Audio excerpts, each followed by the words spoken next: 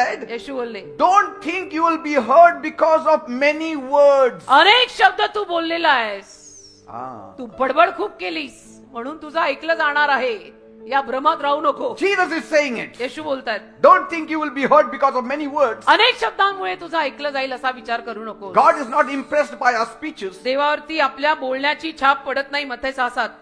He is not impressed by long speeches. देवावर ना आपल्या मोठ्या मोठ्या भाषणाने काही छाप पडत नाही. He is moved by our faith. आपला विश्वास बघून देव कार्य करतो. He is moved by our surrender.